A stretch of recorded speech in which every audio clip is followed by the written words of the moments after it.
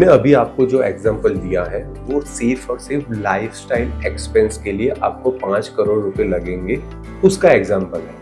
मगर रिटायरमेंट वैसा तो होगा नहीं कि आपके और गोल्स नहीं होंगे। तो आपको ये भी नोट डाउन करना है कि रिटायरमेंट के पीरियड पे आपके कौन से गोल होंगे। जैसे हर साल मुझे डोमेस्टिक टूर करना है, हर 3 साल में मुझे एक इंटरनेशनल टूर करना है, मुझे मेरे सक्सेशंस के लिए, मेरे बच्चों के लिए कुछ गिफ्ट प्लान करना है।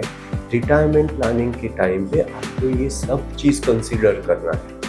उसके साथ आपको ये भी कंसीडर करना है कि रिटायरमेंट के लिए मैं कौन सी असेट सिलेक्ट करूँ, कहाँ पे मैं मेरा पैसा इन्वेस्ट करूँ, मैं रेंटल इनकम क्रिएट करूँ, मैं रेगुलर इनकम क्रिएट करूँ, मैं कुछ पेंशन प्लान जैसा कुछ प्रोडक्ट सिलेक्ट करूँ।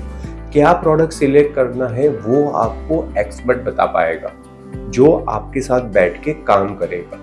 तो आपके पास अपने रिटायरमेंट प्लानिंग के लिए एक अपना खुद का एक्सपर्ट होना ज़रूरी है। ये सेशन सुन के आपको रिटायरमेंट क्यों करना है, कौन से पॉइंट कंसीडर करना है वो पता चलेगा।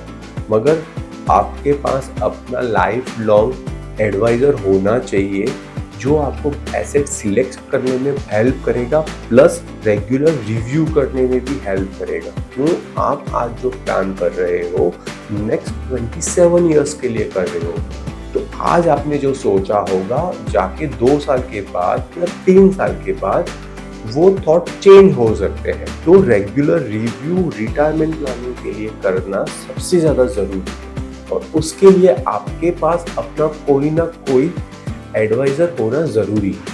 आपने रिटायरमेंट के लिए अपना जो भी एसेट सिलेक्ट किया हुआ है उसमें 2 चीज़ होना बिल्कुल ज़रूरी है। एक कि वो इन्फ्लेशन को बीट करे, और दूसरा वो सेफ एंड सिक्योर हो। सेफ एंड सिक्योर का मतलब यहाँ पे हो रहा है कि वो पैसा कहीं पे आपका डूब ना जाए।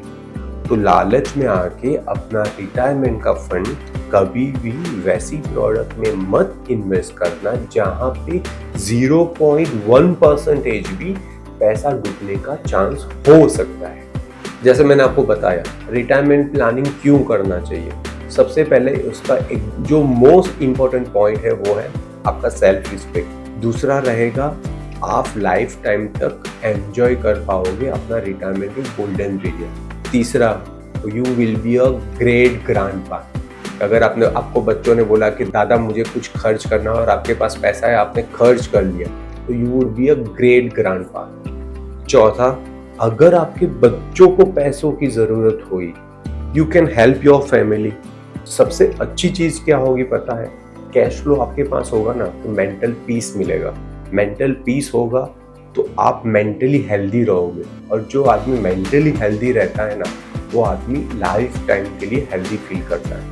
तो गुड हेल्थ आपके साथ कनेक्ट रहेगा अगर आपके पास रिटायरमेंट प्लानिंग अच्छा होगा। तो रिटायरमेंट के पीरियड में आपके पास क्या होना चाहिए उसका कुछ टिप्स दे रहा हूँ।